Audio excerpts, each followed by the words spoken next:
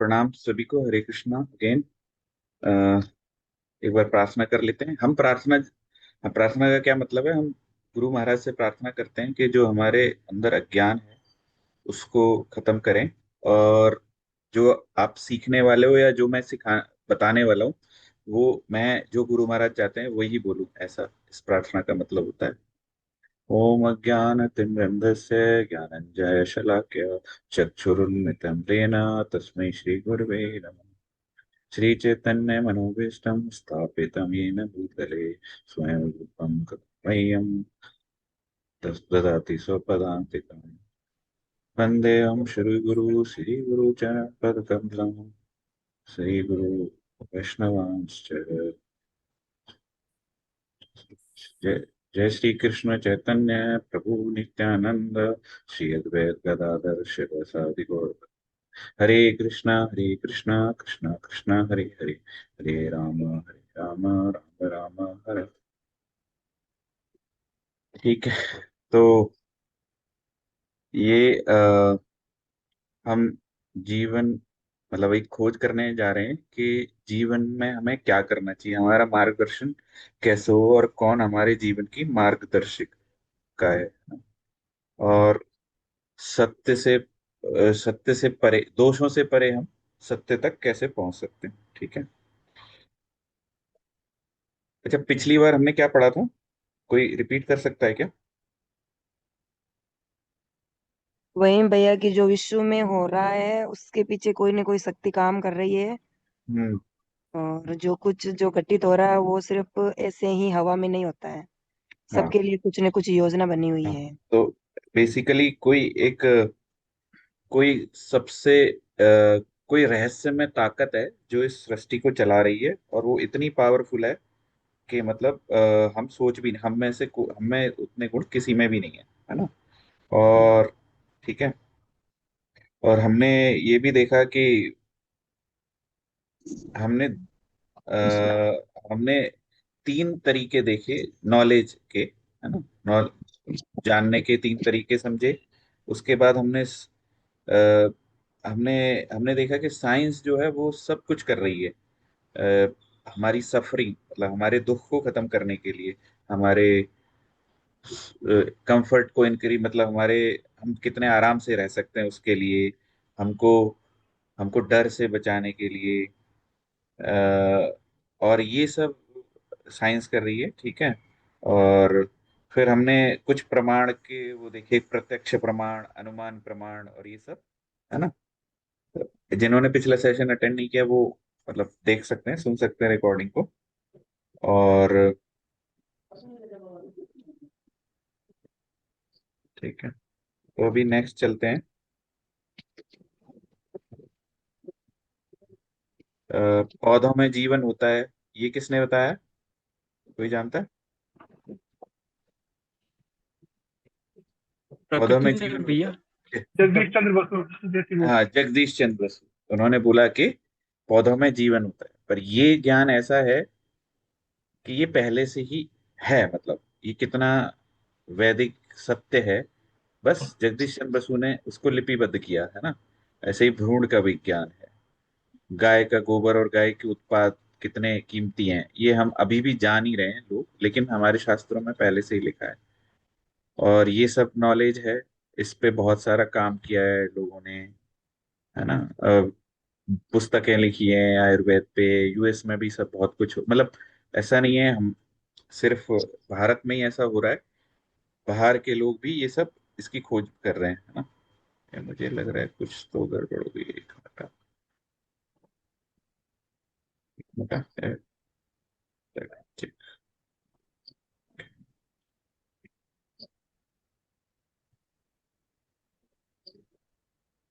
Extension, एक minute. हम एक कुछ तो मेरे को एक सेशन में गड़बड़ लग रही है। Genius। मैंने जो पीपीटी डाउनलोड की है ना उसमें कुछ चेंज लग रहा है, एक मैं बस वो देख रहा हूँ। एक मिनट।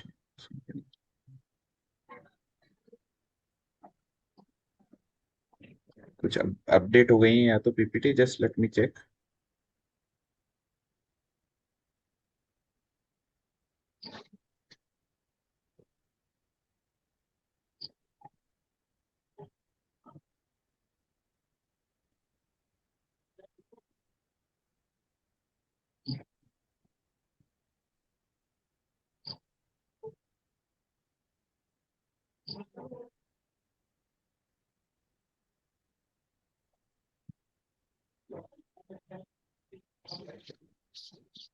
हम्म। ठीक है, कोई बात नहीं। वो एक्चुअली मैंने प्रिपेयर जो लेक्चर था वो कुछ और कर लिया। पर हम ठीक है, कोई बात नहीं, ये पे कर सकते हैं। ठीक है। तो अभी अभी है ना, जैसे पौधों में जीवन है, ठीक है। ये भ्रूण विज्ञान है, गाय, ये सब ये अजय है, मतलब ये जो विज्ञान है ये एंशियंट है, वैदिक है, और कितने लाखों साल पहले लिखा गया है ना, ये ज्ञान।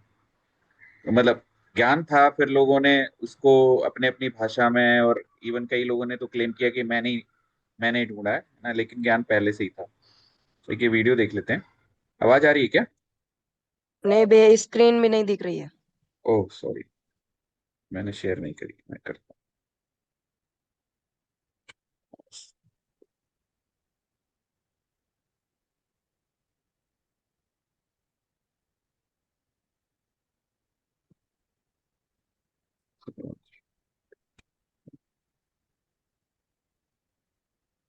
दीदी अभी दिख रही है ना स्क्रीन? हाँ भैया, आ रही है। तो है ना, ये सब बहुत सारा नॉलेज है। अभी ये वीडियो देख ले। अरे,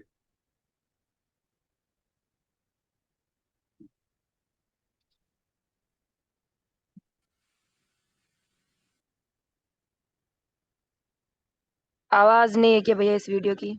मुझे भी नहीं पता, मैंने तो सुना नहीं है, शायद नहीं होगी, मैंने साउंड शेयर कर दिया है। आवाज नहीं है, ये वैदिक गणित की गणना है, देखिए। हाँ, तो ये वैदिक गणित बता रहे कि वेदों में ऐसा नहीं था कि किसी ने यहाँ पे मैथ्स खोजी इसलिए था।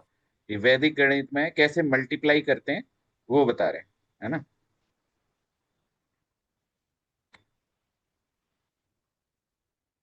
ये जो चेक्स पढ़ रहे हैं ना, उसकी गिनती हो रही है। हाँ, आपने इस तरीके से पढ़ा हुआ होगा शायद, विमल भाई। नहीं, पढ़ा नहीं है मैंने। ये अटेंड किया है दो तीन इसका। अच्छा। हम्म। अभी देखो, पहले गणना होती थी मतलब इस तरीके से, तो ऐसा नहीं है। और ये वैदिक मैथ्स बोलते हैं इसको, ठीक है।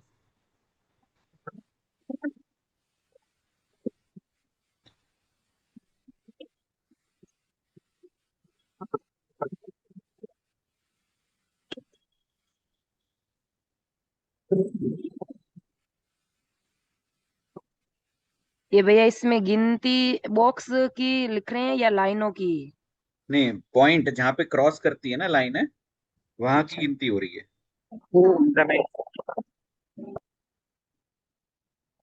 तो जीवन के मार्गदर्शिका की खोज, तो छह अंधे और एक बुद्धिमान व्यक्ति की कहानी है, ठीक है।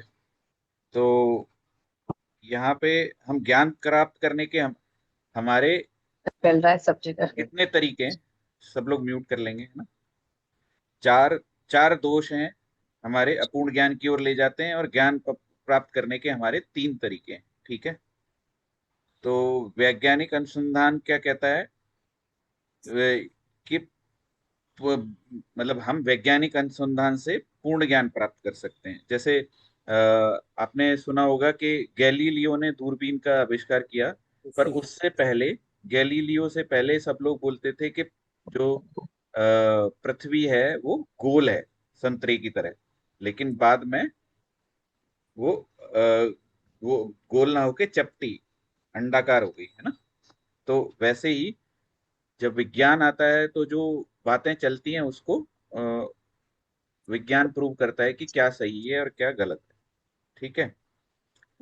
तो और वेद जो है ना, वेद हमारे वेद और जो शास्त्र हैं उनमें संपूर्ण ज्ञान है। तो अगर हम उनका सहारा लेंगे, उनमें जो जो चीजें अ, ढूंढी गई हैं वो अब तक वेदों में पहले से ही है। जैसे कि आपने देखा होगा, एक पिक्चर, आपने एक बराह अवतार की पिक्चर देखी होगी, भगवान ने जो बराह का अवतार लिया उसके ऊपर पृथ्वी का वो जी भैया, पृथ्वी रखी हुई है, अपने सिंग पे लेके आते हैं अपने पृथ्वी दांतों पे समुद्र पृथ्वी से। रखी हुई है। तो पृथ्वी जी उस भैया। टाइम, पृथ्वी का शेप भी उस टाइम ऐसे ही था, गोल था। और तब बाद में भी इन्होंने ऐसे ही ढूंढा। तो इसका मतलब ये हुआ कि अ, इन्होंने जो ढूंढा वो पहले से ही था हमारे शास्त्रों में। ऐसे बहुत सारे एग्जाम्पल हैं, वो हम देखेंगे भी वेदों में क्या क्या लिखा है, जो बाद में ढूंढा गया विज्ञान के द्वारा। तो वेद संपूर्ण ज्ञान का आधार है ना। तो हम जो, ये एक कहानी है, छह अंधे लोग हैं। एक, इस सब पे नाम लिखा हुआ है, एक है, दो है, तीन है, चार, पांच, छह, ऐसे, है ना। तो जो पहला बंदा है वो अंधा है, और वो हाथी के दांत को पकड़ के क्या सोचेगा वो, कि ये कि कोई हाँ, तीखी तीखी अ, चीज। हाँ, ये कोई हथियार तो नहीं है ना। हम्म। और जो दूसरा बंदा है, वो जो पूंछ पकड़ रखी, जिसने सूंड पकड़ रखी है, उसको क्या लगेगा, कहीं ये सांप तो नहीं है ना। और जो जिसने पूंछ पकड़ रखी है एक बंदे ने, वो क्या सोचेगा कि रस्सी है। ये रस्सी है ये तो, है ना। और एक ने कान पकड़ रखे हैं जो ऊपर बैठा है, वो क्या सोचेगा कि ये कुल्हाड़ी तो नहीं है, कान बहुत हार्ड होते हैं और उसकी शेप कुल्हाड़ी जैसी होती है। और जो जो पेट के पास खड़ा है, वो क्या सोच रहा है, ये एक बहुत ही मजबूत दीवार है। चीज है।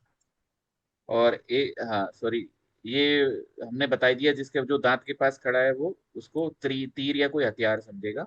और जो पैर के पास खड़ा है वो सोचेगा एक पेड़ के पास खड़ा हूं मैं, है ना, पेड़ का तना पकड़ के रखा है। तो हाथी को जानने के लिए संपूर्ण ज्ञान कैसे प्राप्त कर सकते हैं हम, ये इस सत्र के अंत में उत्तर मिलेगा, ठीक है।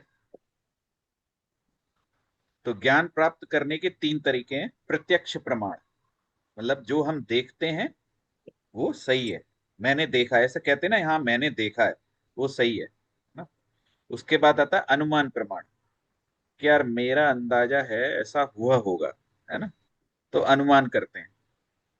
और एक होता है शब्द प्रमाण, कि हमने किसी ऐसे आदमी से सुना है जिसको सब पता है, ठीक है।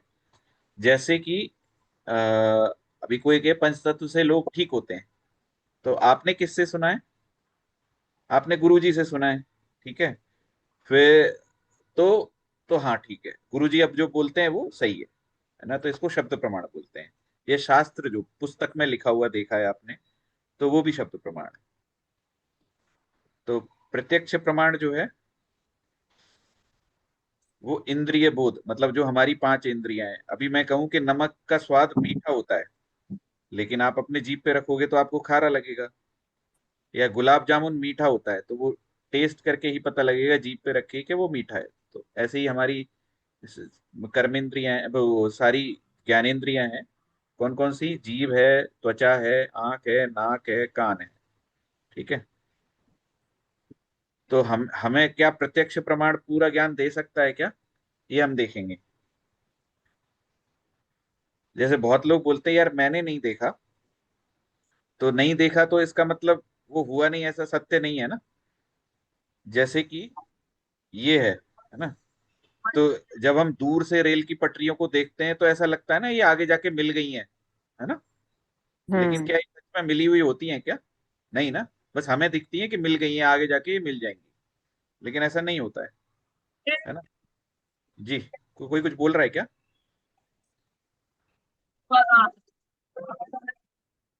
सबको म्यूट कर देंगे क्या, रवि है क्या, एक मिनट, म्यूट करना पड़ेगा। बिमल भाई मैं आपको वो बना देता हूँ ना।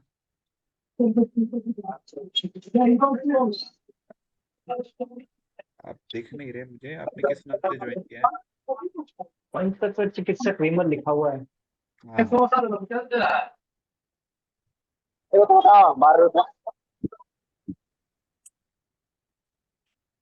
कुमार अनिकेत भैया आप म्यूट करिए। मैंने कर दिया उनको म्यूट, आप कर दीजिए बाकी को, है ना बिमल भाई, ऐसे डिस्टर्ब भी चलेगा नहीं। तो ठीक है, हमें क्या देखना है, हमें ये देखना है कि ये मतलब हमको जो, हमको लग रहा है अपनी आंखों से ये पटरियां मिल गई हैं, पर ये सच नहीं है। ऐसे ही ये हम बहुत सारे शीशे आपने म्यूजियम में देखे होंगे, कहीं लंबे दिखते हैं, हम कहीं नाटे दिखते हैं, कहीं हमारा चेहरा लंबा दिखता है, कभी कुछ। तो क्या हम जो देख रहे हैं वो सही है क्या, नहीं ना।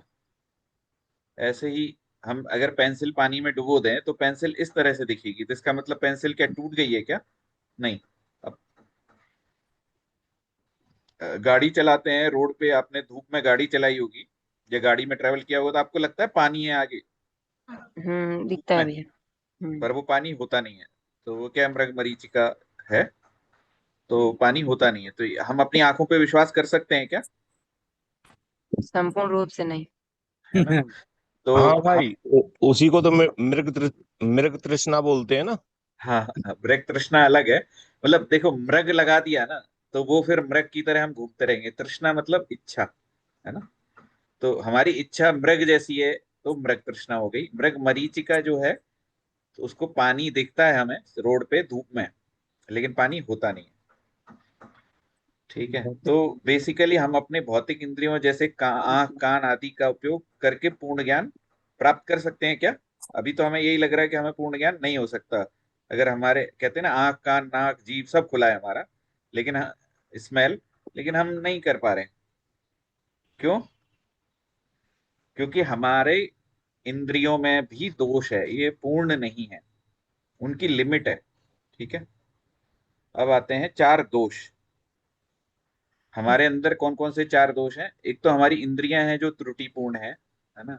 जो लोग साइंस समझते होंगे वो जानते होंगे कि हमारे जो कान का, हमारी जो सुनने का लिमिट है, वो है 20 हर्ट्ज से 20,000 हर्ट्ज तक। 20 हर्ट्ज से 20 किलो हर्ट्ज तक हम सुन पाते हैं। उससे नीचे या उससे ऊपर की फ्रीक्वेंसी हम नहीं सुन पाते हैं। सही बात है ना? जो लोग साइंस समझते हैं, साइंस में पढ़ा होगा जिन्होंने, ये 10वीं में हम पढ़ लेते हैं, 10वीं 11वीं में। जी भैया। जी, है ना? और हमारा जैसे, जैसे आपको पता है कि जब भूकंप आता है तो कुत्ते मछली उनको पहले पता लग जाता है कि भूकंप आ रहा है, आने वाला है, लेकिन हमको नहीं पता लगता है। तो क्या हम, हमारी इंद्रियां पूर्ण रूप से स्वस्थ हैं, मतलब पूर्ण है क्या? वो हर चीज पता कर सकती हैं क्या? नहीं, है ना? हम हमेशा भ्रम में रहते हैं, गलतियां करने की, जैसे कहते हैं ना, इंसान तो गलतियों का पुतला है। तो हम गलतियां करते हैं कि नहीं करते हैं? कई बार। बिल्कुल करता है। है ना? और हमारी धोखा देने की प्रवृत्ति होती है। तो सही ये बात। चार दो दोष इंसान में होते हैं। ठीक है, तो अभी हमारी आंखें हैं, ये आंखों की लिमिट बताइए, हम क्या देख पाते हैं? हम हम हमारा जो विजिबल रेंज है, वो हम सिर्फ ये विबग्योर, जो इंद्रधनुष के 7 रंग होते हैं ना, उसी रेंज के लाइट्स को देख सकते हैं। बाकी दूसरी लाइट्स या दूसरे रेज हमें नहीं दिखती हैं। आप लोग अपने अपने आपके घर में टीवी का जो रिमोट है, वो वो वायरलेस है ना? मतलब रिमोट तो वायरलेस होता ही है ऑब्वियसली। तो जब जी। हम बटन दबाते हैं, उसमें से एक लाल एलईडी जो है वो जलती है, लाल लाइट रिमोट में, तरंगे। और वो टीवी के बटन को एक्टिवेट कर देती है। तो बेसिकली रिमोट से कुछ रेज हैं जो टीवी की तरफ जा रही होती हैं। क्या वो हमें दिखाई देती हैं क्या, कौन सी रेज किधर से गई? नहीं।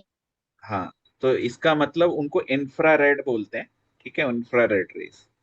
ऐसे ही ब्लूटूथ कनेक्शन, हमारे इंटरनेट की रेज, ये भी सब रेज ही है, पर हम इनको नहीं देख सकते।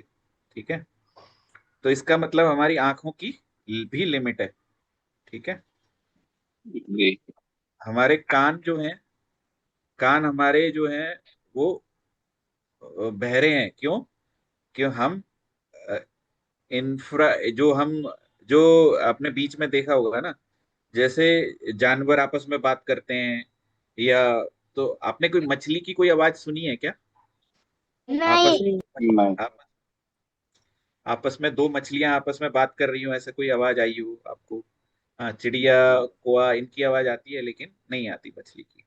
तो या फिर चमगादड़ की जो आवाज है ना, इतनी तेज होती है, कभी नहीं भी सुनाई देती। तो बेसिकली हमारी, हमारा जो रेंज है ना कानों का, 20 हर्ट्ज से 20 किलो हर्ट्ज तक, इसके बाहर हम कुछ नहीं सुन सकते। ठीक है,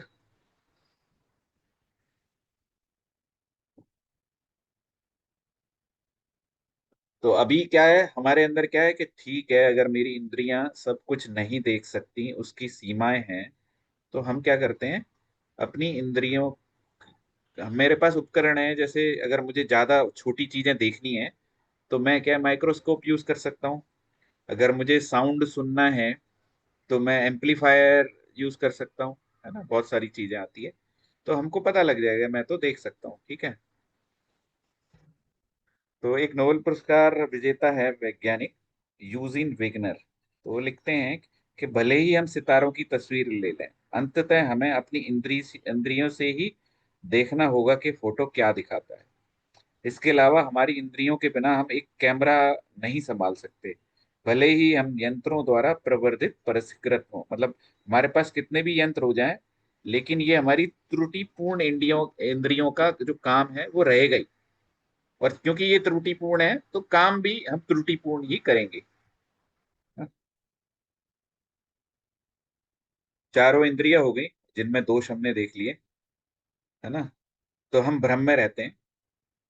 अब भ्रम हमारा क्या है, गुलाब जामुन खाने के बाद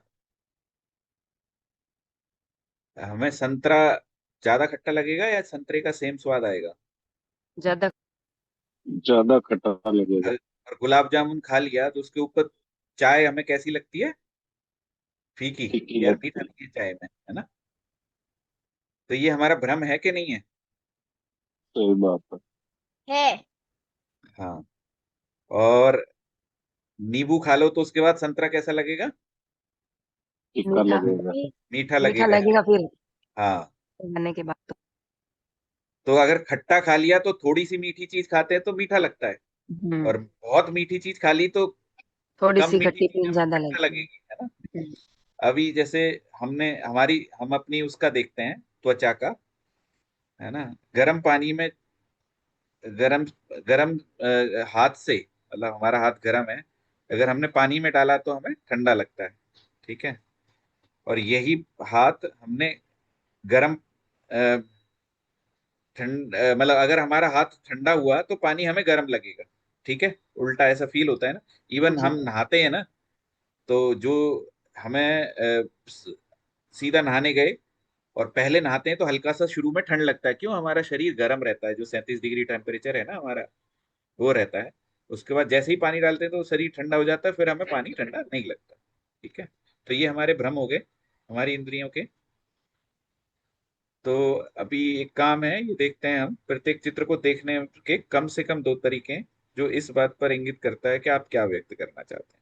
अपनी रचनात्मकता का उपयोग करें और प्रत्येक चित्र को समझने के दो अलग तरीकों की पहचान करें, ठीक है। एक ये चित्र है ना। और इस चित्र में क्या दिख रहा है, क्या बच्चा लग लग रहा है रहा है अभी तो। व्हाइट कलर का कुछ ओढ़े हुए हैं। इसका। बुजुर्ग है, बुजुर्ग। बूढ़ी औरत लग रही है। बुजुर्ग है। बुजुर्ग। कोई बुजुर्ग लग रहे हैं। सबका अलग अलग है ना। बुजुर्ग है, बुजुर्ग। हम्म। ये बुजुर्ग नहीं, हमें एक महिला दिखाई दे रही है और सामने केले की तरफ दिखाई देख रही है। केला हवा में लटका है। हाँ हाँ। नजरिया और अलग मैं है सबका। सबका और मैं नजरिया अलग अलग है। नहीं, नहीं, नहीं, नहीं। अभी एक बच्चा बीच बीच में जवाब दे रहा था कि नहीं, हाँ, हमसे पहले। वो ध्यान से सुन रहा है, एक बार उसको दिखा के बोलो क्या बोलता है। भैया इसको तो लड़की दिख रही है। उनको बोलने दो ना, बच्चे को बोलने दो। वो अच्छा हाँ जवाब बेटा, दे। क्या दिख रहा है आपको। लड़की। लड़की, और क्या ओके। दिखाई दे रहा है? लगाए देखे। और क्या दिखाई दे रहा है बेटा? ना बच्चे। कंबल। तो और किसी को ऐसे ये बूढ़ा भी लगेगा, और, है ना, ये एक्चुअली इसके अलग अलग है, सबको अलग अलग दिखेगा, किसी को लड़की किसी को वो। तो ये हमारा दोष है एक्चुअली ना।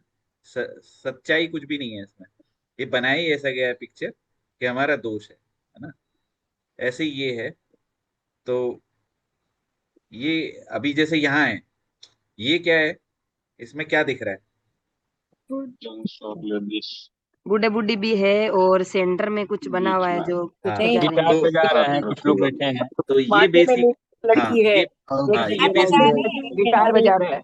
ठीक एक है, गिटार और एक बजा रहा है। लड़की ठीक है। झोपड़ी से बाहर आ रही है। तो एसेंस क्या है कि आप, हम ऐसे ही भ्रमित होते रहते हैं, हमारे जो हमारे जीवन में जो पिक्चर्स और जो हम देख पाते हैं उसमें अलग अलग व्यू दिखते हैं और हमें है ना उसका कुछ और ही मतलब समझ में आता है ना? ये मैं कहना चाह रहा हूँ। तो हमारा हमारा दोष है ये, है ना, कि जैसे ये है, तो ये आप अगर इसको देखेंगे तो ये चलता हुआ दिख रहा है ना, हाँ भैया, हाँ भैया। जब जबकि ये गर्मी स्थिर पिक्चर है, एक पिक्चर है, स्थिर है, मैं कोई चेंज नहीं कर रहा हूँ, कोई वीडियो नहीं चल रहा है, पर ऐसा लग रहा है ये चल रहा है पानी की तरह, है ना, फ्लो हो रहा ब्रह्म है। है। हाँ जैसे दिख रहा है। हाँ, ऐसे ही इसका है। तो ये बहुत सारे दोष हैं। अभी जैसे ये है, तो हमारी सभी इंद्रियों की प्रवृत्ति है भ्रमित होना, सारी इंद्रियां हमारी भ्रमित होती हैं, ठीक है। तो तीसरा दोष है हमारा गलती करना। तो हम गलती कैसे करते हैं वैज्ञानिक लोग, है ना, मस्तिष्क को रक्त से ठंडा करने वाला अंग माना जाता था, है ना, पहले। फिर मानव शरीर में पिट्यूटरी या मास्टर ग्रंथियों को एक अवशेष या बेकार ऊतक माना जाता था पहले। ये ये ना साइंस पहले बताती थी ऐसा होता था, लेकिन ये सच बाद में उन्होंने ही खुद बोल दिया कि नहीं ऐसा नहीं होता। तो बेसिकली हम कुछ पाते हैं, ढूंढते हैं, रिसर्च करते हैं, उसके बाद हमें कुछ समय बाद पता लगता है कि नहीं ये तो गलत था, अभी चेंज हो गया, है ना। तो हम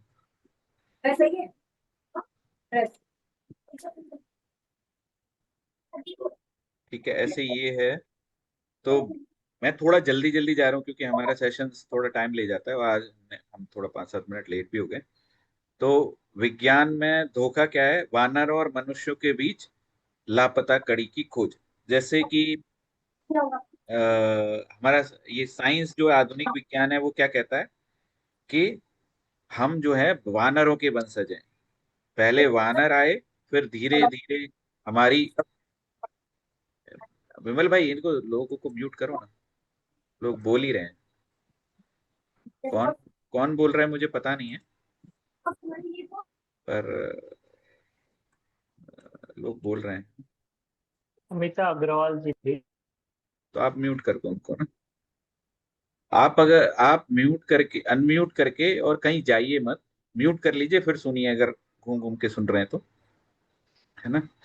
तो बेसिकली तो डार्विन ने भी ऐसा बोला कि हमारा एवोल्यूशन हुआ है, हम बंदर थे और आगे जाके धीरे धीरे हमको पूंछ की जरूरत नहीं हुई तो पूंछ चली गई, मुंह आ गया हमारा और शेप बदलता जा रहा है, हम बंदर थे, ऐसा।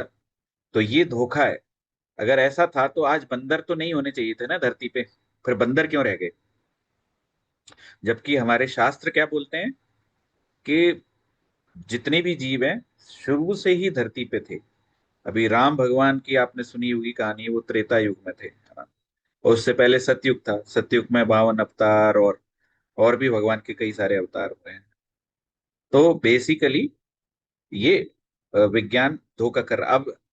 अब डार्विन के सिद्धांतों पे भी लोग उंगली उठाने लगे। ये ये मतलब कहानियां बनाई हुई है 1953 में, 1912 में ये ऐसे कुछ कहानी बनाई और बाद में धोखाधड़ी का खुलासा 1953 में हुआ इस सब का, कि ऐसे ही कोई खोपड़ी बना के 2-3 खोपड़ी की ऐसे एवोल्यूशन हुआ ऐसे करके। ये आप बुक्स में मिल जाएगा, आप देख सकते हैं। तो ऐसे जैसे ये चित्र ऐसे दिख गए तो कोई पक्षी था, है ना, और यहाँ पे क्यों नहीं है, मतलब बहुत सारी ऐसी कहानियां बनाई गई कि ये इतना बड़ा पक्षी होता था और वो लापता, ये जैसे शेप बना दी, है ना, घिसा हुआ मानव जबड़ा बानर खोपड़ी। तो ये इस तरह से पूरी कहानी बनाई कि लोग विश्वास कर लें कि हम पहले बंदर थे। Evolutionists go so far in this subject that they can even invent very different आवाज आ रही है ना, faces for the same skull. हाँ भैया आ रही है। थोड़ा इंग्लिश में आ रही है भैया। बाद में मैं With रिपीट different कर। reconstructions made for the fossil calls in Xanthropus is a famous example showing how persistent evolutionists are in producing these false masks.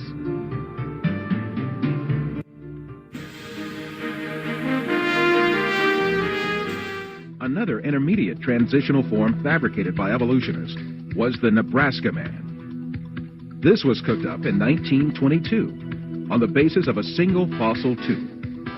The evolutionists did not neglect to give it an ostentatious Latin name, Asparapithecus haralcuca, or to make imaginary drawings related to it.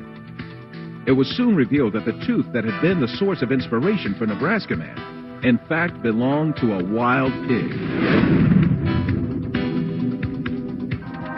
Many other fossil skulls have been presented as great evidence for evolution, failed one by one. Neanderthal Man was advanced as evidence in 1856, dismissed in 1960. Piltdown Man was advanced as evidence in 1912, dismissed in 1953. Zinjanthropus was advanced as evidence in 1959, dismissed in 1960. Ramapithecus was advanced as evidence in 1964, dismissed in 1979.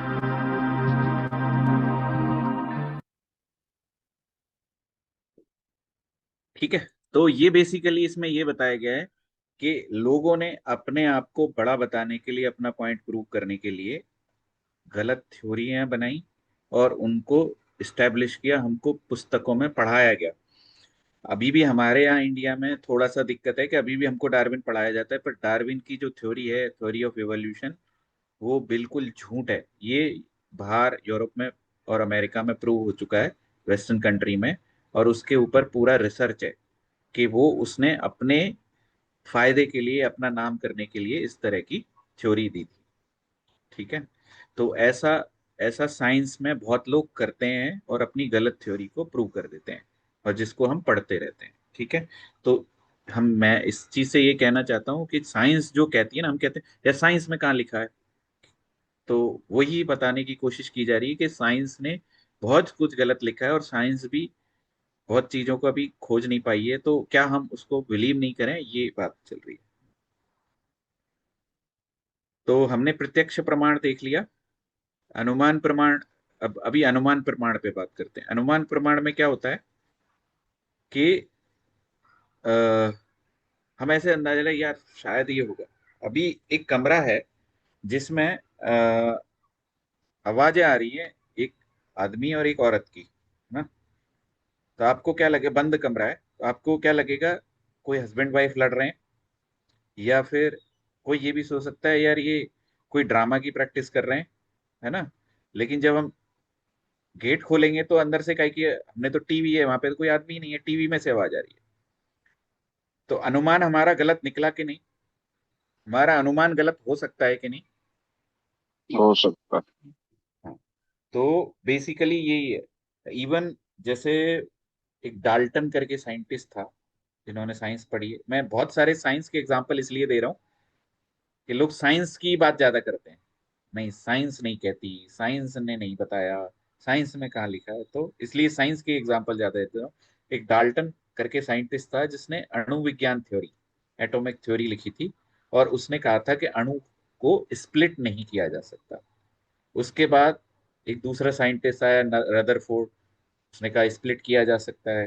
फिर एक दूसरा लेकिन एक level के बाद उसने भी बोला कि परमाणु को स्प्लिट नहीं किया जा सकता। फिर नील्स बोर आया, तो उसने कहा नहीं, परमाणु में न्यूट्रॉन प्रोटॉन इलेक्ट्रॉन होते हैं, तो इनको स्प्लिट किया जा सकता है। फिर एक और आया। तो ऐसे करके अगर अगर हम जिन्होंने डाल्टन की बात मानी होगी, बाद में तो रदरफोर्ड और नील्स बोर ने तो कुछ और ही बोला, है ना। तो इसका मतलब साइंस जो है वो अधूरा है और अनुमान पे काम करता है ना।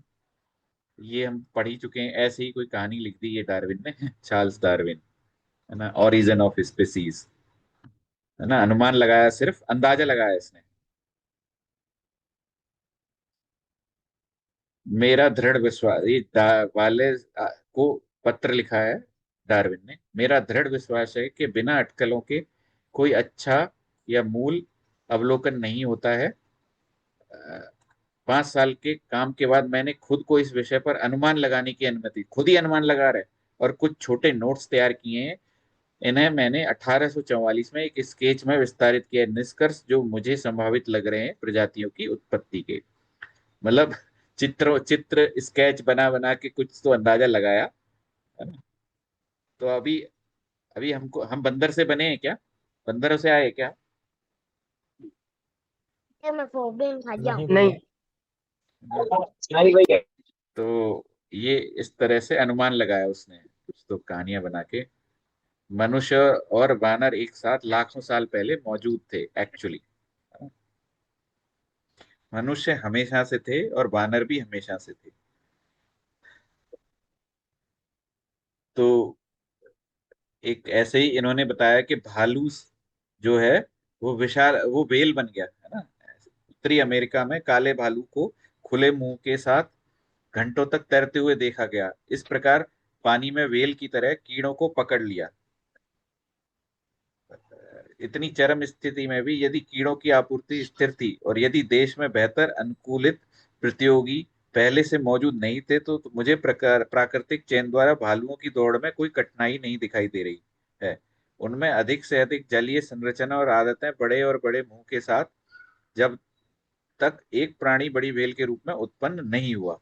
ये इन्होंने भी लिखा कि भालू जो है व्हेल में कन्वर्ट हो, कुछ तो कहानी बना दी। ठीक है।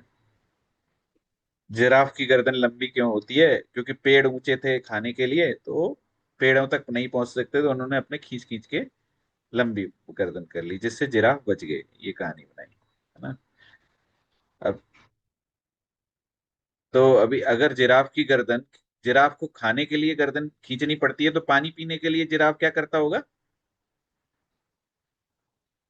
नीचे झुकता है नीचे झुकता है। तो ज्यादा छोटी होनी चाहिए। तो छोटी भी हो सकती, मतलब जितनी हम्म। लंबी की उतनी छोटी हो गई। उसी दिन पिया होगा पानी उसने, हम्म। रोज थोड़ी खींचता होगा, पानी भी पिया होगा, है ना। और बाकी बाकी चार पहिए, चार पैरों वाले जो जानवर हैं, उनका क्या? जैसे हिरन की गर्दन क्यों नहीं है लंबी? उसको उसको नहीं खाना है पेड़ पौधे। उसको भी, वो भी तो अरे शाकाहारी है ना, और वो मर जाना वो भी चाहिए। रहता तो जंगल में ही रहता था ना। हाँ। और बंदर अगर विकसित है, बंदर से इंसान बने, तो बंदर अब नहीं होना चाहिए। विकास हो गया ना, तो बंदर क्यों रह गए फिर? कुछ खत्म हो बंदर जाना रह था। गए, कुछ आदमी हो गए हैं। तो ये कहानियां हैं लुप्त हो जाना चाहिए। हाँ।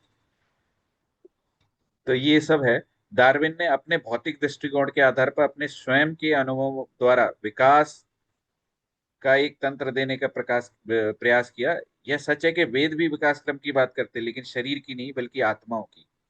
वेदों में कहा गया है कि एक शरीर में निवास करने वाली आत्मा मृत्यु के समय दूसरे शरीर में जाती है। यह नहीं कि एक शरीर से दूसरा शरीर बन जाता है ना।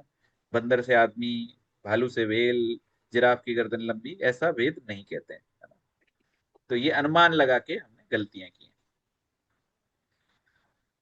हैं।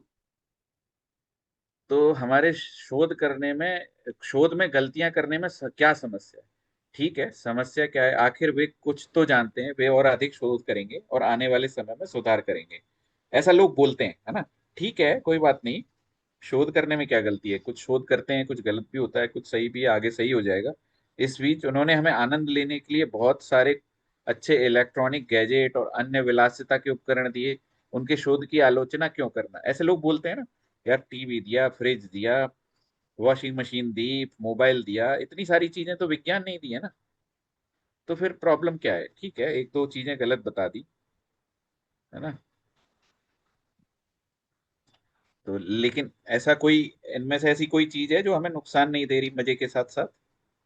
दुष्परिणाम आ बिल्कुल रहे हैं नहीं। ना, है ना? सब क्या। सब तो नुकसान दे इसके रहे साथ हैं। क्या दिक्कत आती है?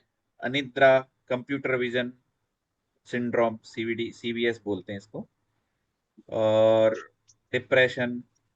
अभी मैंने कुछ सुना था कि आजकल बच्चों में ना, आपने देखा होगा, जो जो लोग मेट्रो में रहते हैं, एटलीस्ट गांव का तो मुझे पता नहीं, मैं कम रहता हूँ, तो शायद वहां भी ये प्रॉब्लम है कि लोग कान में ठूस के रहते हैं हमेशा, और पूरे दिन कुछ ना कुछ सुनते रहते हैं, चाहे काम कर रहे हैं, चाहे कुछ बिल्कुल। कर रहे हैं, है ना। इवन मैंने शहरों में ऑटो ड्राइवर्स और इन सबको भी देखा, कोई मतलब नहीं है। आप ट्रेन में जाओगे तो लोग कान में कुछ ना कुछ ठूसे रहते, कुछ कुछ मतलब ईयरबड, ईयरफोन सुन के हाँ, सुनते रहते हैं। तो उनसे सब जगह हो गया भैया जी। हाँ। तो मैं हमेशा कहता हूँ कि कान है तो उसको दुरुपयोग क्यों करना है?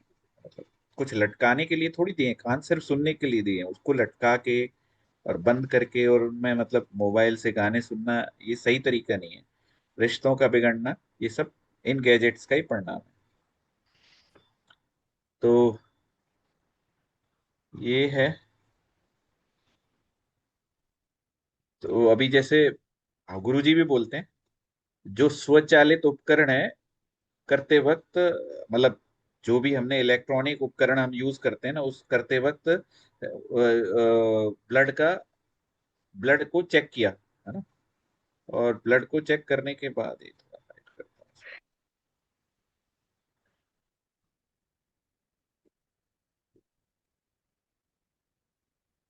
एक मिनट। थोड़ी आवाज भी कट रही है भैया जी आपकी। मेरी, मेरे को ही प्रॉब्लम मुझे है नहीं या पता, दूसरों आप को सब भी? लोग बताएंगे कि मेरी आवाज में कुछ प्रॉब्लम है क्या। चली नहीं गई थी भैया, भैया, बढ़िया आ कोई रही है, आवाज बढ़िया आ रही है। हाँ, एकदम क्योंकि बढ़िया आ ये आ रहा है। रही है? ठीक है, चलो एकदम चलो, ठीक। मैं जगह ठीक, एक मैं बार जगह चेंज। और भैया आप देख लो। तो स्वचालित उपकरण का उपयोग करके रक्त परीक्षण किया, है ना। रक्त की बूंद में से 240 से अधिक चिकित्सकीय स्थितियों का तत्काल निदान हो जाता है ना।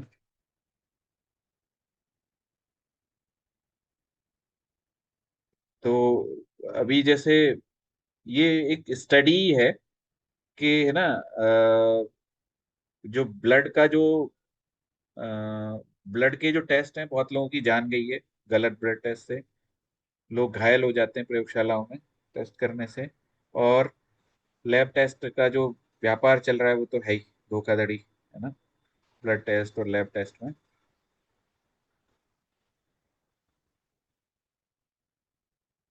तो एक शोध में जो गलती होती है उसका ये परिणाम बताए जा रहे हैं।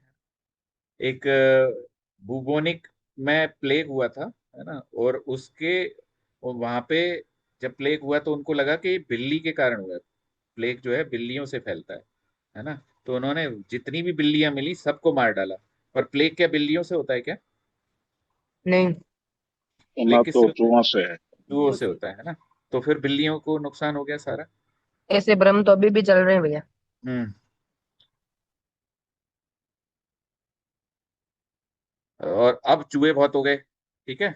जब बिल्लियां मार डाली तो चूहे बहुत हो गए, और चूहे खाने के लिए बिल्लियां नहीं थी। तो प्लेग और बढ़ गया, है ना। और ये देख रहे हो आप, ये जो नीचे चित्र दिख रहा है इमेज में, इतना प्लेग फैल गया था, है ना। ये हालत थी। तो ये गलतियां करते हैं हम। तो अधूरा ज्ञान हम खतरनाक हो सकता है ना। तो हमें उससे बचना चाहिए। अधगत अधगर अधगर गगरी छलकत जाए, ऐसा बुजुर्गों ने कहा। तो एक समस्या का समाधान दूसरी समस्या बन सकता है, बड़ी समस्या। यह दिखाने के लिए एक उदाहरण देते हैं कि कैसे आधुनिक मनुष्य का एक समस्या का समाधान हमें दूसरी समस्या की, बड़ी समस्या की तरफ ले जा सकता है। तो ये हमने प्रत्यक्ष प्रमाण देख लिया, अपनी इंद्रियों का लिमिटेशन देख लिया, सुनने का, खाने का, जीव का। उसके बाद हमने देखा कि अनुमान भी गड़बड़ है ना। प्रत्यक्ष प्रमाण, अनुमान प्रमाण। एक तीसरा है, तीसरे पे आएंगे अभी। अधूरी जानकारी से कोई भी मशीन चलाना खतरनाक है ना। इसी तरह लौकिक ब्रह्मांडीय मशीन को इसे बनाने वाले से इसके बारे में जाने बिना छेड़छाड़ करना खतरनाक है। अच्छा, जब हम कोई भी मशीन, छोटी से छोटी मिक्सी, वॉशिंग मशीन, टीवी, या कोई भी मशीन खरीद के लाते हैं, तो उसके साथ एक मैनुअल आता है ना। जी भैया। हाँ, गाइड बुक आती है एक। तो हमारा जो शरीर है ना, लौकिक ब्रह्मांडीय मशीन शरीर को बोला है, इसको चलाने के लिए कोई मैनुअल नहीं है क्या। होना चाहिए, होगा शायद कोई एक मैनुअल ना। ठीक है, तो उसको देखेंगे। उसको पता नहीं है कैसे चलाएं मशीन।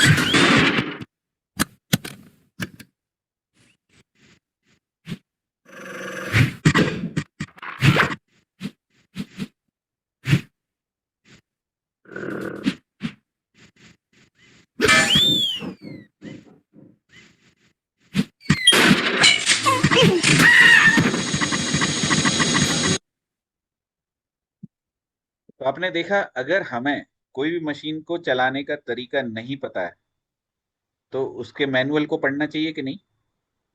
या जो पढ़ना मैन चाहिए। जिसने मैनुअल लिखा है या जो उस मशीन को चलाना जानता है उससे हमें सीखना चाहिए।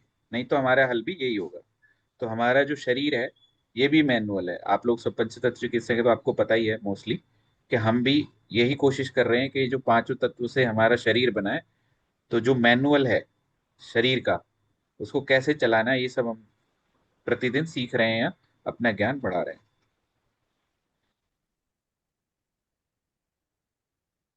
तो फिर हम हमारे अंदर यही है कि हमें वो ढूंढना चाहिए कि इस शरीर को चलाने वाला जो नियमावली है, जो मैनुअल है, वो कहाँ है। और अगर ये हमारे पास होगी तो हमें क्या मिलेगा? हमें ज्यादा खुशी होगी, हम ज्यादा अच्छे से ये जीवन चला पाएंगे।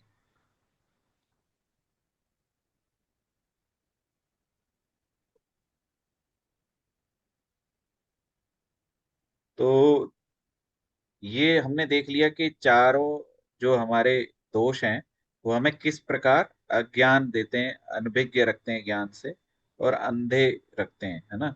और हमें पूर्ण सत्य जानने के लिए प्रत्यक्ष या अनुमान प्रमाण के अलावा भी कोई एक रास्ता है जो खतरों से मुक्त हो। हमने प्रत्यक्ष प्रमाण और अनुमान प्रमाण के खतरे या उनमें त्रुटि देख ली ना, समझ ली कि वहां भी गलतियां हैं। हम ये नहीं कह सकते मैंने देखा नहीं तो मैं मानूंगा नहीं, मैं जानूंगा नहीं तो मानूंगा नहीं, है ना। मैं मेरे अंदाजे से होना चाहिए ऐसा, है ना।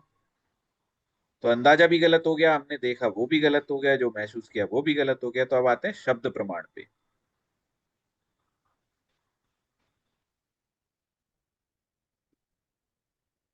तो शब्द प्रमाण, अभी शब्द प्रमाण भी किससे हमें सुनना चाहिए, कहाँ से मिलेगा शब्द हमें? तो उसके लिए भगवत गीता में 4.2 में लिखा हुआ है, एवं परंपरा प्राप्तम इमं राज ऋषियो विदु सा काले नेह महता योगे नष्ट परंतप। तो इसमें भगवान कृष्ण भगवत गीता में बोल रहे हैं कि परंपरा से प्राप्त जो गुरु है वो तुमको राज ऋषि विद्या दे सकता है, और उससे तुम्हारे जो कलेश हैं और वो नष्ट हो जाएंगे। परंतप अर्जुन का नाम है ना। इसमें भगवान कह रहे हैं, ठीक है। तो एक बच्चा कैसे जान सकता है कि उसका पिता कौन है? कैसे जान सकता है? कौन बताएगा? एक बच्चा प्रश्न पूछ रहा है, मेरे पिता कौन है? कौन बता पाएगा ये? कौन बता पाएगा? माता माता। माता। उसका कि मान माता बता माता। पाएगी, या फिर साइंस बोलेगी कि हम एक जीन देखेंगे और बताएंगे आपके पिता कौन है ना। तो अभी क्या है कि अगर यही करना है ना, साइंस के द्वारा करना है, ठीक है। तो साइंस में आप 200 लोग पुरुषों की पहचान, मतलब आपके जीन में अगर 200 लोग मिले कि कौन पिता है, तो इसको 800 साल लगते हैं ये सब पता करने के लिए, है ना। बिल्कुल सही बात। और तो साइंस की लिमिटेशन है, 800 साल तक तो बच्चा नहीं मानेगा ना। तो उसको कौन बताएगा? उसकी माँ, जैसे हमने देखा। तो हम हमेशा डिपेंडेंट नहीं रह सकते साइंस पे ना। तो कोई और अन्य विधि क्या है? शब्द प्रमाण। अपनी माँ से पूछो और जानो आपका पिता कौन है ना। हम हमेशा तो साइंस के पास नहीं जाएंगे ना, मेरा पिता कौन है। तो हम अपनी माँ से ही पूछ लेंगे और हमें मिल जाएगा इसका उत्तर, ठीक है। तो हमारे वेद जो है वो माता है, शास्त्र, और भगवान हमारे परम पिता हैं। तो हम, वेद कौन है? माता। हम वेदों के पास जाएंगे और पूछेंगे वेदों से कि हमारे परमपिता कौन है। तो वेदों से उत्तर मिलेगा कि भगवान श्री हरि हमारे परमपिता है। वेद हमें जनरल नॉलेज दे सकते हैं, सामान्य ज्ञान ही नहीं, ईश्वरीय ज्ञान। मतलब सिर्फ वेद जो है, वेदों से सिर्फ सामान्य ज्ञान नहीं मिलता है, हमें वैदिक नॉलेज भी मिलती है, ईश्वरीय ज्ञान, गॉड के बारे में जानकारी मिलती है, ठीक है।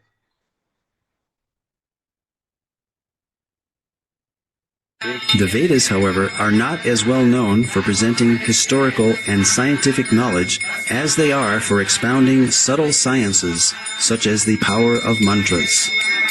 We all recognize the power of sound itself by its effects, which can be quite dramatic. Here, a high-pitched frequency shatters a drinking glass. So, we can easily understand that loud sounds can produce substantial reactions. It is commonly believed that mantras can carry hidden power, which can in turn produce profound effects. The ancient Vedic literatures are full of descriptions of weapons being called by mantra. For example, many weapons were invoked by mantra during the epic Kurukshetra war, wherein the Bhagavad Gita itself was spoken. The ancient deployment of Brahmastra weapons, equivalent to modern-day nuclear weapons, are described throughout the Vedic literatures. Additionally, mantras carry hidden spiritual power which can produce significant benefits when chanted properly. Indeed, the Vedas themselves are sound vibrations in literary form and carry a profound message. Spiritual disciplines recommend meditational practices such as silent meditation, silent recitation of mantras, and also the verbal repetition of specific mantras out loud. A clinical test of the benefits of mantra chanting was performed on 3 groups of 62 subjects, males and females of average age 25. They chanted the Hare Krishna Maha Mantra 25 minutes each day under strict clinical supervision. Results showed that regular chanting of the Hare Krishna Maha Mantra reduces stress and depression and helps reduce bad habits and addictions. These results formed a PhD thesis at Florida State University. तो ये हमने देखा, समझ में आया आप लोगों को? अंग्रेजी में था लेकिन हिंदी में लिखा हुआ था। सबको समझ में आया? जी। समझ में आया। और वैसे भी हम लोगों को तो पता ही है कि मंत्रों में कितनी शक्ति होती है, पर हम शायद पता होने के बावजूद भी कुछ नहीं कर रहे हैं। बहुत लोग जो मेरे से बातें करते हैं, मैंने काफी बार बोला है उनको कि थोड़ा भजन करिए, रामचरितमानस, भगवत गीता पढ़िए, और उनको भी पता है अंदर से कि कितना बदलाव आता है ये सब पढ़ने से, है ना। बहुत सारा बदलाव आपको अपने जीवन में दिखेगा। मेरे जीवन में तो बहुत है, इसलिए मैं आप लोगों को ये सब चीजें सिखा रहा हूँ अपने गुरु महाराज की आज्ञा से।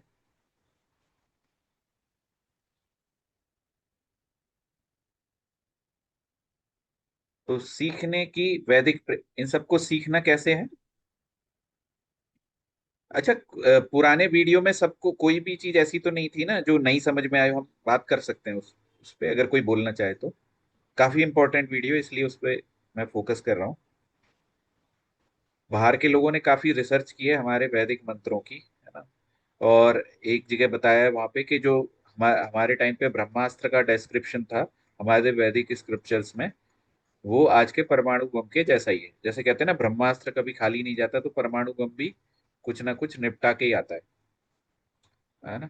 और ऐसे ही एक एक एक कांच का। इसमें मनीष भाई किसी शिव को या ब्रह्मा को या विष्णु को नकारा नहीं है। उन्होंने ये बोला कि आप लोग उनको भगवान मानते हो, मैं उनको साइंटिस्ट मानता हूँ। हाँ, क्यों? उनके अस्त्रों का, आज के अस्त्रों, हथियारों का जो है विवरण उस प्रकार मिलाकर दिया है कि जैसे वो सत्य हो। हाँ, तो वैसा ही है। और दूसरा, एक यूनिवर्सिटी ऑफ फ्लोरिडा में कुछ रिसर्च हुई है, कुछ ग्रुप्स में, 3 ग्रुप बनाए उन्होंने 62 विषयों पे। तो उन्होंने देखा कि जो जो लोग भजन कर रहे थे, मंत्र का जाप कर रहे थे, उनमें बहुत अच्छे परिवर्तन आए। और उन्होंने सारी बुरी आदतें जो हमारी होती हैं, हम बुरी आदतें कौन सी है ये भी पढ़ेंगे आगे, वो सब छोड़ दिया उन्होंने, है ना। तो ठीक है। तो जैसे अब हमें सीखना कैसे है? हमें पता तो लग गया कि हमें सीखना चाहिए, पर अभी कैसे सीखें? तो जैसे अगर मुझे मुझे एक ऑटोमोबाइल इंजीनियर बनना है, तो मैं एक स्पेयर पार्ट्स की दुकान पे, एक जो मोटर मैकेनिक है उसकी दुकान पे जाके सीखूं, तो कोई मुझे इंजीनियर बोलेगा क्या? नहीं बोलोगे। या कोई मैं बिजली जो अपना इलेक्ट्रिशियन है उसके साथ जाके 2-3 1-2 महीने उसके साथ 1 साल सीखूं, तो भी नहीं बोलेगा। तो मुझे कब इंजीनियर बोलेगा कोई? जब डिग्री धारण करोगे। जब मैं कॉलेज में दाखिला लेके इंजीनियरिंग करूंगा। ठीक है। ऐसे ही इवन कॉलेज भी कौन सा होना चाहिए, आप हमारा हम पहले देखते हैं कि कॉलेज एफिलेटेड कहाँ से है, यूनिवर्सिटी कहाँ से एफिलेटेड है, भारत सरकार से या स्टेट की गवर्नमेंट से अप्रूव्ड है कि नहीं है। ठीक है। तो हमें ऐसे कहीं से भी ज्ञान नहीं ले लेना है। आप यूट्यूब खोलोगे तो मतलब बहुत सारे लोग ऐसे हैं जो अपनी तरफ से ज्ञान दे रहे हैं, है ना, मैं किसी का नाम तो नहीं लूंगा, लेकिन अपनी तरफ से कुछ भी ज्ञान दे रहे हैं और लग रहा है कि हाँ बड़ा सही, मेरे को तो अच्छा ज्ञान मिल रहा है। पर हमें ये देखना है कि जो हमें ज्ञान दे रहा है या जिससे हम ज्ञान ले रहे हैं वो क्या किसी परंपरा से जुड़ा हुआ है कि नहीं। अभी जैसे पंच तत्व चिकित्सा है, हमारे गुरु महाराज को, हमारे गुरु महाराज आचार्य जी को, ब्रजमणि जी को कहीं किसी गुरु महाराज से मिली, है ना। चलो हमें उनका आगे का नहीं पता। तो हम ये देखते हैं कि पंचतत्व और पहले तो किसी ने इस बारे में इतना शोध किया नहीं, पर आगे जो भी होगा तो क्या आचार्य ब्रजमणि जी, अभी मैं भी पंचतत्व का ट्रेनिंग सेशंस देता हूँ, तो अगर मैं जब तक आचार्य ब्रजमणि जी से सानिध्य में सीख रहा हूँ या उनसे उन्होंने मुझे बोल रखा है अच्छा आप सिखाओ, तब तक ठीक है। लेकिन मैं जैसे ही अलग हो जाऊंगा तो वो मेरा ज्ञान अधूरा ही माना जाएगा, उसको डिग्री नहीं बोलेंगे। ऐसे ही जब हमें वैदिक ज्ञान चाहिए ना, वैदिक प्रक्रिया को सीखना है, वैदिक चीजों को, तो हमें परंपरा में कौन सा है। अभी क्या है, चार संप्रदाय हैं जो अब चार संप्रदाय भगवान ने बनाए हैं। एक ब्रह्म संप्रदाय, एक श्री संप्रदाय, एक शैव संप्रदाय और एक सनत सनत कुमार संप्रदाय। ठीक है। तो इन चारों संप्रदाय के अगर कोई गुरु हैं, वहां से सीखे हुए हैं, तो ही वो गुरु माने जाएंगे, अदरवाइज वो अप्रूव्ड या परंपरा के संप्रदाय नहीं। ठीक है। जैसे जैसे श्री संप्रदाय के गुरु हैं रामानुजाचार्य, बड़े गुरुओं में। रामानुजाचार्य का नाम सुना होगा आपने। जी भैया सुना। ये सुना भैया। ब्रह्म संप्रदाय के गुरु हैं माधवाचार्य। ऐसे ही जो सनत सनत कुमार संप्रदाय के गुरु हैं निम्बकाचार्य।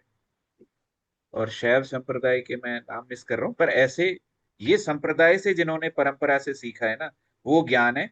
बाकी बहुत सारे लोग जो हैं वो, उनका ज्ञान जो है वो अपूर्ण है। और आप भी, आप आपका जो डिग्री है वो पूर्ण नहीं है। आप सीख जाओगे कि हाँ चलो यहाँ तार बांधना है, ये बल्ब ऐसे जलाना है, ये फिटिंग ऐसे करनी है किसी इलेक्ट्रिशियन के साथ, लेकिन आपको इंजीनियर नहीं बोला जाएगा, है ना, जब तक आप कॉलेज में नहीं पढ़ोगे। ठीक है। तो उसके बाद आपने कॉलेज में एडमिशन ले लिया, उसके बाद आपको वहां पे आप गुरु से सुनते हो। ठीक है। तो पहली बात, आप संप्रदाय से जुड़ो, फिर वो संप्रदाय में जो जिन्होंने परंपरा से सीखा है उनसे आप सीखो, और उसके बाद अधिकृत पुस्तकें पढ़ो। ऐसे ही किसी ने कुछ लिख दिया और हम पढ़ लेंगे, ऐसा नहीं है। अधिकृत पुस्तकें जैसे वैदिक लिटरेचर में भगवत गीता है। अभी हम कॉलेज में जाते हैं तो अलग अलग राइटर्स की किताबें हमारे गुरु प्रोफेसर बताते हैं कि ये किताब इस राइटर की आप पढ़ो, तब अच्छे से सीख पाओगे, मैं इसी से ही पढ़ा रहा हूँ। तो ऐसे ही जो ये चार परंपरा के गुरु हैं वो आपको रिकमेंड करेंगे कि आप भगवत गीता से ही सीखो, कोई इधर उधर से मत सीखो। कोई कुछ भी लिख रहा है ना, बहुत सारी आपको भगवत गीता पे इतनी टीका टिप्पणी और ये सब मिल जाएंगी, सब अपने मन से कुछ ना कुछ लिख रहे हैं, है ना, जिसको जैसा समझ में आया। लेकिन वो वो ऑथेंटिक नहीं है, वो आपके गुरु द्वारा रिकमेंडेड नहीं है।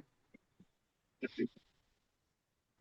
तो वेदों में उन्नत ज्ञान है ना, वेदों में सब है, विमान शास्त्र, है ना, एरोस्पेस इंजीनियरिंग। तो इस वीडियो में क्या है, कोई बताएगा क्या बताया है इसमें? जो भी रिसर्च हुई है वो सारी शास्त्रों से ही नकल की हुई है, उनको देख देख के। हाँ तो हमारे हमारे वेदों से निकल। हाँ, और इसका क्या प्रूफ है, जो ट्रेविस ट्रेलर करके जो वैज्ञानिक था ना, प्रोफेसर था, उसने हमारे एंशियंट वेदों से 500 बीसी, मतलब ईसा से 500 वर्ष पूर्व, तो ईसा का लगभग 2000 वर्ष मान सकते हैं आप, और 500 तो 2500 वर्ष पूर्व एक लिटरेचर में उसने देखा, भारत वो संस्कृत में लिखा हुआ था, और उसका मॉडल था। उस मॉडल से उसने जब बनाया अपना विमान, और विमान को चेक करने के लिए क्या विंड टनल होता है, विंड टनल में रखा, तो देखा तो वो उड़ने लग गया। ना, छोटा विमान बनाया था उसने। तो इसका मतलब पहले जब भी कोई डिजाइन करते हैं ना हम ऐसी चीजें, हम विंड टनल में रख के उसको चेक करते हैं कि विंड टनल एक तरह से आप मान लो जो एक्सटर्नल एनवायरनमेंट है, बाहर का जो स्पेस का एनवायरनमेंट है, आप विंड टनल में अंदर क्रिएट करके आप कर सकते हैं। तो वहां पे उसे पता लगा, अरे ये तो 2,500 साल पहले ही लिखा हुआ है किसी को, और जिसने लिखा है उसको पहले से पता होगा ना फिर, है ना। तो ऐसा सही है। बात। तो वैदिक भविष्यवाणियां जो है वो अकाट्य हैं, अपराजेय हैं, है ना। जैसे गौतम गौतम बुद्ध के जन्म के बारे में श्रीमद् भागवतम में लिखा हुआ है। गौतम बुद्ध का जन्म कितना हुआ है, कब हुआ है, लगभग 2,500-3,000 साल पहले, है ना। मुझे एग्जैक्ट नहीं पता, लेकिन और भागवतम उससे पहले लिखा गया है। तो 1.3.24 में भगवान बुद्ध के जन्म के बारे में बताया गया है। ठीक है, क्योंकि भगवान बुद्ध जो है वो 9वें अवतार हैं भगवान श्री कृष्ण के। इसमें तो चाणक्य के, आप सब देख सकते हैं, नंबर नोट कर लो आप, मैं भेज दूंगा नहीं तो। चाणक्य का जो जन्म है ना, चाणक्य का जन्म 800 के आसपास हुआ है, अशोक 800 में था, 700-800, आज से 1200 वर्ष पहले, है ना लगभग। चाणक्य के जन्म के बारे में भी 12.1.11 में लिखा हुआ है। ठीक है, उसके बाद सम्राट अशोक का जन्म के बारे में भी लिखा हुआ है। पहले एक श्लोक में चाणक्य के बारे में लिखा है, फिर सम्राट अशोक के बारे में लिखा है ना। भविष्य पुराण एक ग्रंथ है, उसमें ईसा मसीह के बारे में लिखा है। भविष्य पुराण के में पैगंबर मोहम्मद के बारे में लिखा है ना। और भविष्य पुराण, सॉरी, महाभारत में ये वर्ष है 127.92.75 में चैतन्य महाप्रभु का जन्म आज से 500 वर्ष पूर्व हुआ था, सिर्फ 500 वर्ष पहले, जब मुगलों का शासन था तब हुआ है। और महाभारत कितनी साल पुरानी है,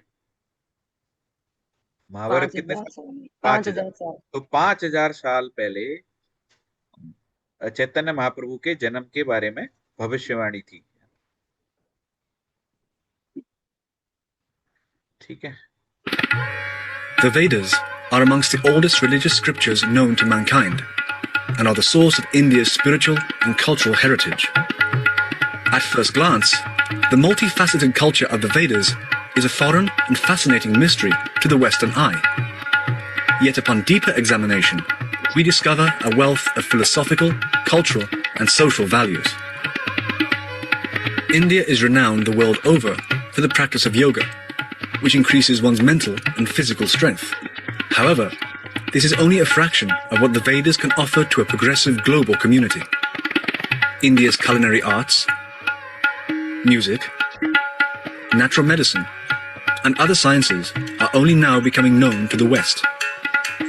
Conceivably the world's oldest holistic design system, the Vastu Shastra predates and inspired the popular Chinese system of Feng Shui.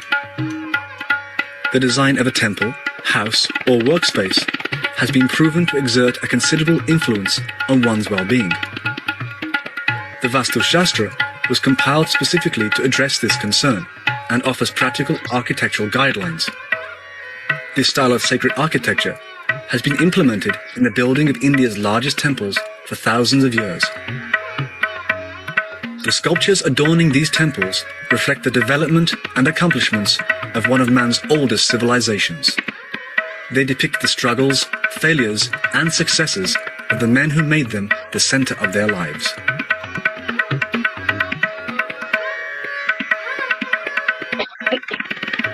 The sophisticated Vedic sciences of astrology, astronomy, cosmology, and metaphysics. ये थोड़ा बड़ा है ना, तो ये समझ में आ गया होगा क्या कहना चाह रहे हैं इस वीडियो से। तो हमारे हमारे हमारे वैदिक स्क्रिप्चर, हमारे मंदिर, हमारा योगा, आयुर्वेद, ये सब इतना पुराना ज्ञान है, और कोई भी इसको ना, मतलब वो नहीं कह सकता कि मना कर सकता हो। कुछ ने चुरा के अलग अलग रूप में प्रस्तुत कर दिया है, लेकिन ये ज्ञान हमारे ग्रंथों से लिया गया है। तो जब लोग चुराते हैं तो वो अपूर्ण रूप से प्रस्तुत करते हैं उसको। तो कैसे पढ़े लिखे भारतीयों को वेद में आस्था रखने के लिए विमुख किया गया, ये भी देख लेते हैं। early Indologists wished to control and convert the followers of Vedic culture. Therefore, they widely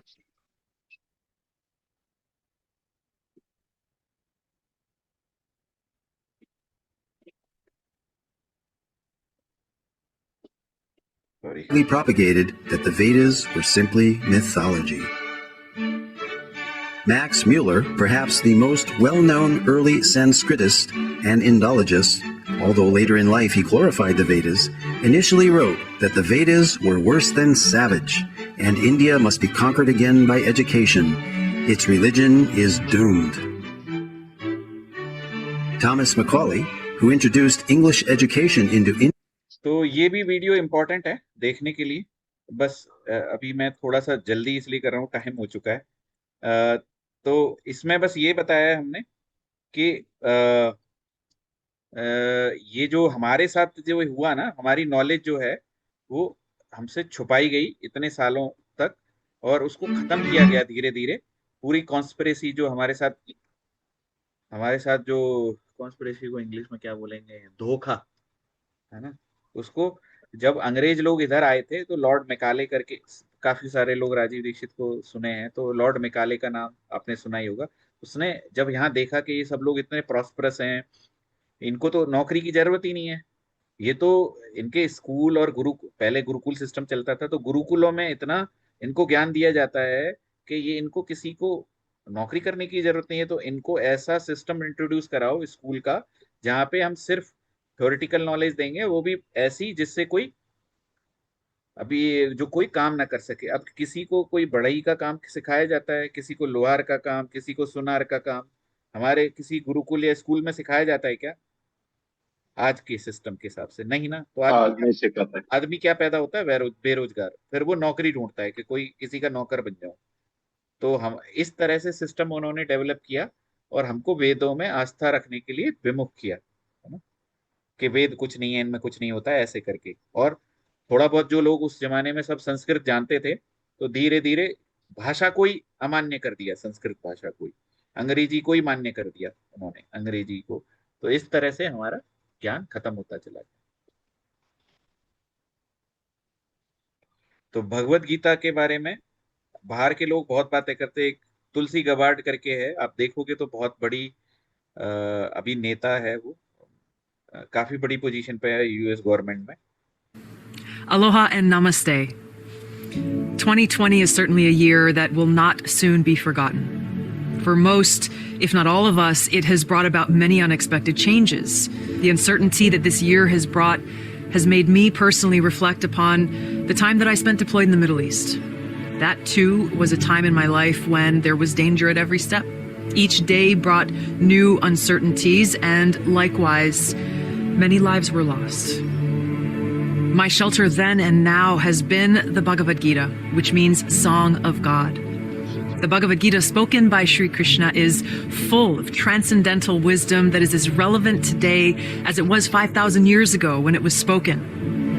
When we are blown here and there by the strong winds of change, when giant waves are crashing upon us, when we're feeling unsteady, lost, adrift, the Bhagavad Gita offers us guidance and hope. Looking at our problems through the prism of eternality, rather than merely identifying with our temporary material circumstances, gives us an anchor that offers great peace, purpose, and stability through even the most trying of times. May we always be blessed with remembrance of Sri Krishna, his unconditional love, and his transcendental appearance in this world. Jaya Shri Krishna. जय श्री कृष्णा। तो अभी समझ में आया ना क्या कह रही है वो? जी। हमको पता था क्या ऐसे इतना? हम तो भगवत गीता सुना है, देखा है बहुत अपने बाहर, ये वैसे इंडियन है पर बहुत साल पहले सेटल हो गए होंगे, तो उसको इतना प्रॉब्लम हुआ। 2020 में कोरोना आया, मिडिल ईस्ट में कुछ प्रॉब्लम, वो स्टक हो गई मिडिल ईस्ट में। उसके बाद सिर्फ एक ही सहारा था, भगवत गीता। और वो कह रही है कि भगवान कृष्ण कितना प्रेम करते हैं, जो आज भी ये ज्ञान उतना ही प्रासंगिक है जो आज से 5000 साल पहले अर्जुन के लिए इम्पोर्टेंट था, वो आज हमारे लिए भी उतना ही इम्पोर्टेंट है। और ये भगवान का गीत, भगवत गीता जो है, वो हर प्रॉब्लम का सॉल्यूशन है हमारे लिए। ठीक है ना? तो साइंस, वेदास, यदि हम विज्ञान की स्वयं सिद्ध उक्तियों को स्वीकार कर सकते हैं तो मतलब यहाँ पे ये कहना चाह रहे हैं कि हम विज्ञान में भी बहुत सारे अनुमान, कहते हैं ना, सपोज, आप अज्यूम कर लो, तो बहुत सारी चीजें हम विज्ञान में अजम्पशंस को और इनको मानते हैं, अज्यूम कर लेते हैं। तो क्या हम वैदिक स्वयं जो सिद्ध है, आज आज हमें नहीं लग रहा है कि ये सही है, लेकिन अगर हम उसको मान लेते हैं और आगे बढ़ते रहते हैं तो क्या वो हमें स्वीकार नहीं करनी चाहिए? है ना? ये हमारे लिए प्रश्न है। जैसे आयोटा, जिन्होंने मैथ्स पढ़ी है 11th 12th में, उन्होंने आयोटा पढ़ा होगा, तो अंडर रूट -1, माइनस की कोई भी क्वांटिटी का अंडर रूट नहीं लिया जा सकता है ना? तो उसको इमेजिनरी क्वांटिटी बोलते हैं। इमेजिनरी मतलब कोई होगा, इमेजिनरी का मतलब हम मान लेते हैं हमारे दिमाग में है कि हाँ ऐसा होगा, लेकिन एक्चुअल में नहीं है। एक हाइजेनबर्ग अनसर्टेनिटी प्रिंसिपल है ना? ये मैं अभी चलते हैं, ये मैथ्स और साइंस है बहुत सारी, पर ये भी अनसर्टेनिटी, इसका नाम ही अनसर्टेनिटी प्रिंसिपल है ना? ये भी मानते हैं हम मैथ्स में। लॉ ऑफ थर्मोडायनेमिक्स क्या है? The entropy of a pure perfect crystalline component eight, जो भी है। तो लेकिन प्योर प्योर एंट्रोपी होती ही नहीं है किसी की, ये है। लेकिन थर्ड लॉ ऑफ थर्मोडायनेमिक्स हम मानते हैं, है ना, साइंस में। तो हम वहां पे मानते हैं, तो यहाँ पे हम क्यों नहीं मानते हैं? तो 4 संप्रदाय मैंने अभी बताया जिनमें वैदिक ज्ञान को आज तक आचार्यों या आध्यात्मिक गुरुओं की एक श्रृंखला के माध्यम से सावधानी पूर्वक सौंपा गया है, उसमें कोई मिलावट नहीं है। तो हमें उन 4 संप्रदायों से ही ज्ञान लेना चाहिए। श्री संप्रदाय, जो लक्ष्मी जी के रूप में, लक्ष्मी जी उसकी उसके मतलब उसकी जो पहली गुरु है वो लक्ष्मी जी रही, है ना? फिर उसके बाद जो आए, इसमें बड़े जो आचार्य हुए हैं वो रामानुजाचार्य। उसके बाद ब्रह्म संप्रदाय जो ब्रह्मा जी से आया, और इसमें बड़े आचार्य हुए हैं मध्वाचार्य। एक रुद्र संप्रदाय जो शैव संप्रदाय बोल लो आप, और एक है कुमार संप्रदाय, सनत कुमार, पता है ना आपको? 4 सनत कुमार, ये 4 कुमार है ना? हाँ, तो कुमार संप्रदाय, इनके आचार्य हैं निम्बक आचार्य, है ना? ये मैंने बता दिया, रामानुजाचार्य, मध्वाचार्य। ये एक मिनट, पैनल क्या लिख रहा है नीचे, मुझे थोड़ा, एक मिनट, विष्णु स्वामी, ओके, ये मैं मिस कर रहा था, हाँ। ठीक है, तो ये विष्णु स्वामी है, और शैव संप्रदाय में, और इसमें है निम्बक आचार्य। ये बड़े आचार्य हुए हैं इन सारे संप्रदाय के, है ना? और इनके जो पहले गुरु हैं, मतलब लक्ष्मी, माँ लक्ष्मी जो है वो इनकी पहली गुरु हैं इस संप्रदाय की। ब्रह्मा जी पहले गुरु हैं, शिव जी पहले गुरु हैं इसके रुद्र संप्रदाय के। और ये सनत कुमार जो हैं सारे चारों, ये कभी बूढ़े नहीं होते कुमार। सनत कुमारों के बारे में आप पढ़ेंगे ना, तो ये 4 बालक रूप में ही होते हैं। आपने वो कहानी भी सुनी होगी किसी ने तो, कि जय और विजय करके द्वारपाल हुआ करते थे भगवान के, और बाद में वही रावण और कुंभकर्ण और अलग अलग राक्षस रूप में आए, है ना, उस पूरा रात सुना है जी भैया तो ये वो सनत कुमार है, इस चारों, ये कुमार संप्रदाय। जी। ठीक है, बाकी अगर कोई और इन परंपरा से नहीं जुड़ा है तो वो सही गुरु नहीं है, और आपको सही परंपरा सावधानी पूर्वक नहीं सिखा सकता। तो इसमें लिखा है, यहाँ पे लिखा है, तेने ब्रह्म हृदय आदि कवि, ये श्रीमद् भागवतम का 1.1.1 पहला वर्ष है। सबसे पहले सृजित प्राणी प्राणी ब्रह्मा के हृदय में यह वैदिक ज्ञान परम ईश्वर के द्वारा प्रकट किया गया था।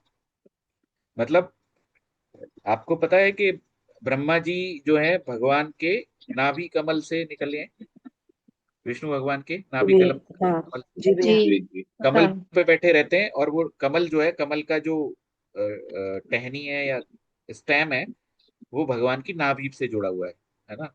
तो भगवत श्रीमद् भागवतम भी यही बोलती है कि सबसे पहले ब्रह्मा जी का सृजन हुआ, वो वैदिक ज्ञान परमेश्वर के द्वारा प्रकट किया गया, ब्रह्मा जी को पहला मिला और फिर आगे। ठीक है, तो ऐसे ये परंपरा है यहाँ पे, जैसे भगवान श्री कृष्ण, फिर लक्ष्मी जी, नारद मुनि, सॉरी, फिर ब्रह्मा जी, पहले कृष्ण, फिर ब्रह्मा जी, फिर नारद मुनि, और फिर बाकी आगे गुरुओं की चैन है। ये प्रभुपाद है। तो ये जो इस्कॉन भी है, ये एक्चुअली ब्रह्म संप्रदाय से जुड़ा हुआ है। और उसमें पूरे आप इस्कॉन की भगवत गीता लेंगे तो उसमें आपको ब्रह्मा जी से लेके सारे गुरुओं का एक एक का नाम है कि कौन कब से कैसे जुड़ा, पूरा, है ना। तो यह वैदिक ज्ञान सृष्टि के शुरुआत से गुरुओं की एक श्रृंखला के माध्यम से शिष्य उत्तराधिकार में नीचे आया। We haven't got to manufacture something. We simply repeat the words and the instructions given by the predecessor. Krishna instructed Brahma, Brahma instructed Narad, Narad instructed Vyasdev, Vyasdev instructed Madhyacharya, and in this way, then Madhavendra Puri, Ishwar Puri, Sri Chaitanya Mahaprabhu, then the six Goswamis, then the Srinivasa Acharya, Kaviraj Goswami, Narottam Das Thakur, Vishwanath Chakravarti, Jagannath Das Babaji, Bhakti Vinod Thakur, Gaur Kishore Das Babaji, Bhakti Siddhanta Saraswati, and then we are doing the same thing. There is no difference. That is the specific procedure of the Krishna consciousness movement. ठीक है, यहाँ पे मतलब एक short video Prabhupada का कि कैसे ये ज्ञान यहाँ तक मिला उनको, है ना। तो हम जो 4 संप्रदाय हैं, किसी भी संप्रदाय से जुड़ के ज्ञान ले सकते हैं। इस्कॉन जो है वो ब्रह्म संप्रदाय से जुड़ा हुआ है। बाकी जैसे रामभद्राचार्य जी का आपने नाम सुना होगा, जो देख नहीं सकते गुरु जी, जानते हैं ना सब लोग रामभद्राचार्य जी को? जी भैया, देखा हुआ है टीवी। हाँ जी भैया, वो श्री संप्रदाय से जुड़े हुए रामानुजाचार्य, है ना। और क्या नाम है, निम्ब का सनत जो कुमार संप्रदाय है वो उसके बहुत कम लोग मिलते हैं। और ऐसे ही रुद्र संप्रदाय भी है, मुझे उनके अभी करंट आचार्य नहीं पता है ना। तो ऐसे हम सिर्फ परंपरा से, आप जब किसी से सुने तो ये पता करें कि उनकी परंपरा क्या है, वो कहाँ से उन्हें ज्ञान मिला। ठीक है,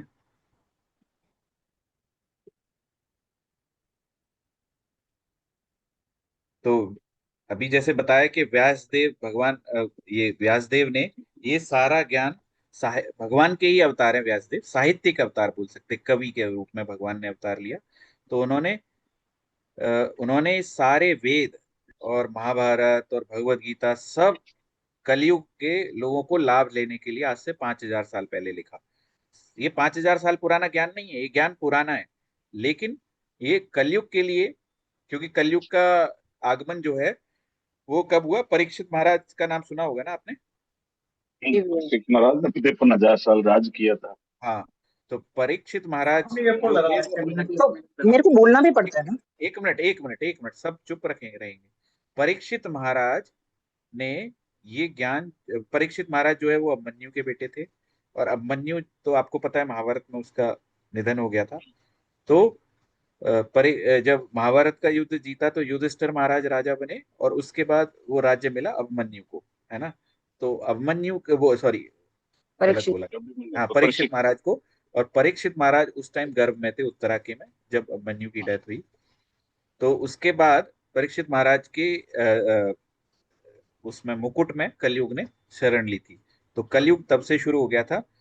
तो ये व्यासदेव जी को, क्योंकि वो खुद भगवान के अवतार थे, महर्षि व्यासदेव, तो उनको पता था कि कलयुग का आगमन होने वाला है। तो उन्होंने 5000 साल पहले इन ग्रंथों की कलयुग के लिए रचना की। उससे पहले सबको ये ग्रंथ कंठस्थ बिना लिखे ही याद रहते थे, है ना।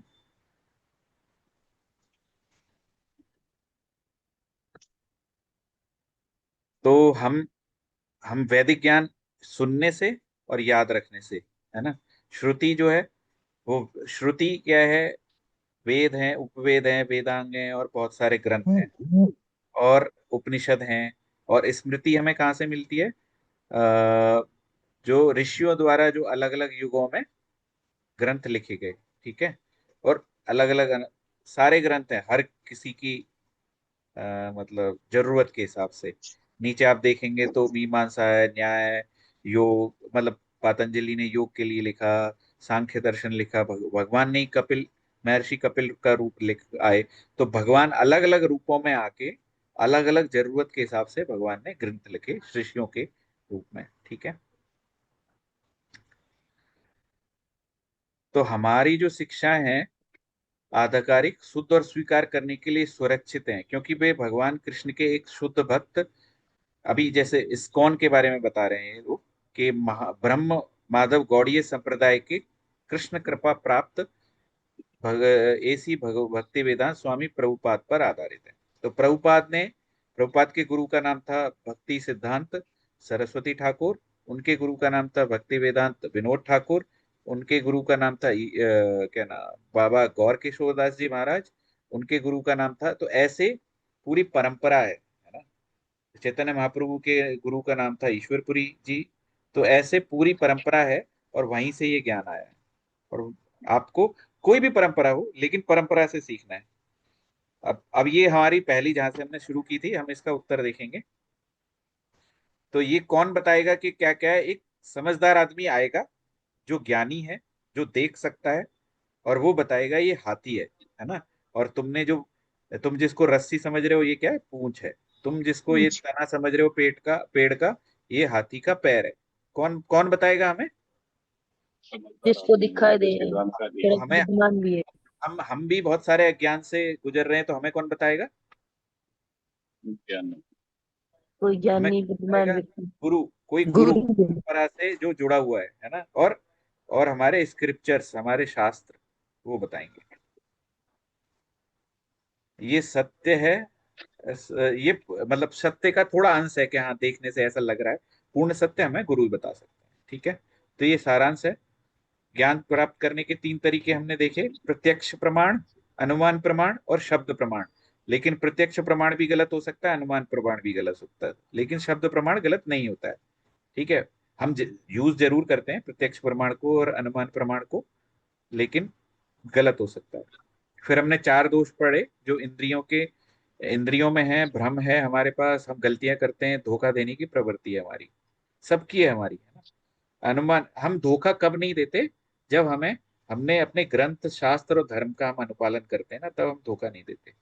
ठीक है, अदरवाइज हमारी धोखा देने की प्रवृत्ति है। आप सब लोग जानते होंगे जो आदमी आध्यात्मिक नहीं होते, जिन्होंने ज्ञान नहीं लिया होता, वो धोखा देते ही हैं। तो विज्ञान में गलतियां हैं, है ना।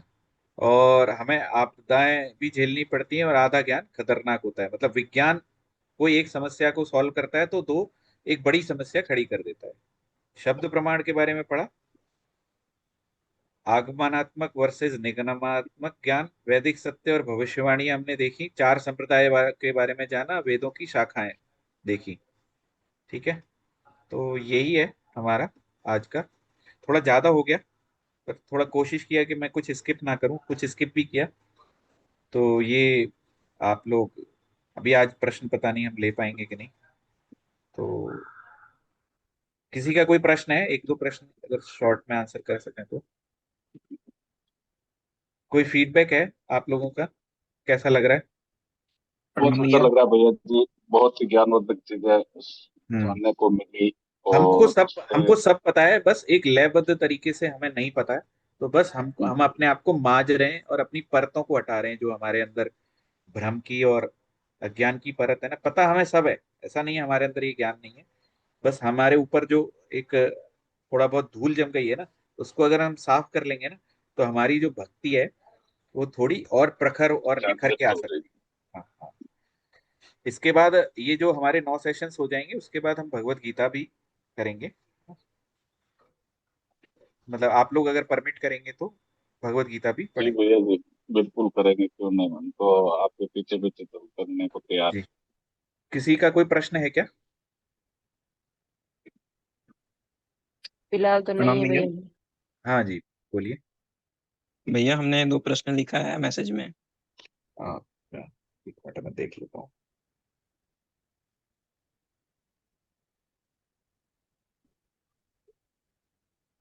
अच्छा, इसके मैसेज में लिखा है क्या?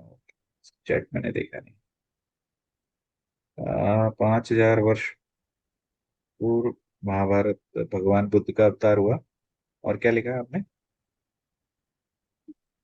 हमारे शास्त्र अच्छा, भागवत गीता के कलयुग के। हमारे शास्त्र भगवत गीता में कलयुग के किस चरण में भगवान बुद्ध के अवतार? नहीं, भगवत गीता में नहीं लिखा हुआ। हमारे एक दो ग्रंथ हैं, एक भगवत गीता है और एक श्रीमद् भागवतम है। भगवत गीता में 700 श्लोक हैं, श्रीमद् भागवतम में लगभग 16,000 श्लोक हैं, है ना? तो भागवत महापुराण है ना? हाँ, भागवत महापुराण। 18 श्लोक है भैया उसमें। हाँ, 18,000, सॉरी। ठीक है। तो उसमें जो है उसमें वर्णन है। मैं वो वर्ष आपको बता दिया था, मैं और भेज दूंगा आपको ना, देख के कौन से श्लोक में लिखा है। यही है ना आपका प्रश्न, कुछ और है? हाँ हाँ। नहीं, इसमें जैसे भगवत गीता में आप जैसे बता रहे थे भैया कि भगवान बुद्ध का अवतार आज से 2500 वर्ष पूर्व हुआ। भगवत गीता में नहीं, श्रीमद् भागवतम। भागवत महापुराण की बात करें भैया? हाँ हाँ। हाँ। तो उसमें एक लाइन लिखा हुआ है कि भगवान बुद्ध का जो अवतार होगा वो हाँ कलयुग के मध्य अवस्था में, मतलब मध्य जब होगा कलयुग का मध्य, हाँ। तो उस हम्म समय भगवान बुद्ध का अवतार होगा। हम्म। तो अभी आप जब बता रहे थे तो हमें लगा कि पूछते हैं भैया से इसके बारे में हम थोड़ा। हाँ, वो मैं वर्ष और उसका अर्थ जो है, मैंने अभी वर्ष हाँ हाँ। पढ़ा नहीं है। ये पीपीटी ऑलरेडी रेडी है ना, तो वहीं से लिया है। मैंने बहुत पहले पढ़ा था, मुझे याद नहीं है। मैं आपको भेजता हूँ वो वर्ष और उसका अर्थ क्या लिखा है ना?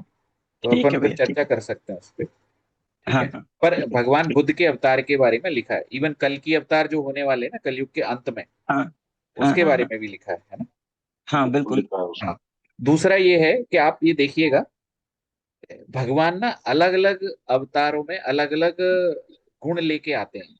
जैसे भगवान बुद्ध ने अहिंसा का अवतार लिया। अहिंसा के लिए मना किया है ना उन्होंने, हिंसा के लिए मना किया ना उन्होंने। हिंसा के लिए मना जी किया।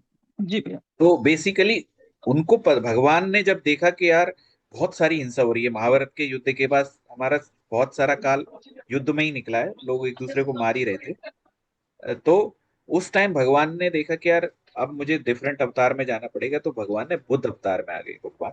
और भगवान ने कुछ नहीं, ध्यान करो, हिंसा मत करो, इस तरह से बातें करने लगे।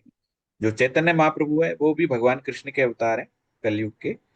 वो वो है नाम जप अवतार, प्रेम अवतार। तो वो भगवान का नाम देने आए, सिर्फ कृष्ण नाम, कि आप कैसे भजन करोगे, कैसे मुझे भजोगे।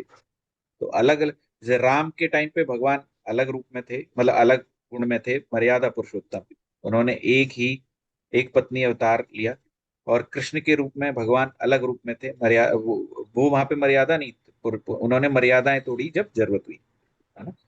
तो ऐसे भगवान अलग अलग रूप में। दूसरा है भगवान महाविष्णु के अवतार कितने होंगे? ये मुझे, मैंने जो पढ़ा है वो मुझे कल की अवतार के बारे में ही पता है। पर भगवान अपने छोटे गुणों के साथ भी आते हैं कभी, जैसे चैतन्य महाप्रभु भगवान ही है वो, पर एक एक पर्टिकुलर टास्क के लिए आते हैं। जैसे जो भगवान कृष्ण का जो अवतार, एक्चुअली भगवान कृष्ण भी जो है वो आते हैं त्रेता के बाद। ये जो द्वापर है ना, जो इस बार जो द्वापर है, पर जो है वो आता है त्रेता, सतयुग, त्रेता। सतयुग त्रेता के के बाद। बाद, त्रेता हाँ, के बाद भैया। सतयुग के बाद द्वापर आता है एक्चुअली, है ना? जो, पर नहीं, ये सत, पर्टिकुलर जो चार, अभी जो सतयुग के चतुर्युग चल रहा है। सतयुग के बाद त्रेता भैया। हाँ, सतयुग के बाद त्रेता, आप त्रेता के बाद आप द्वापर। आप मेरी बात तो सुन लो। हाँ हाँ। मैं ये कह रहा हूँ कि द्वापर का जो सही टाइम है वो सतयुग के बाद आता है द्वापर।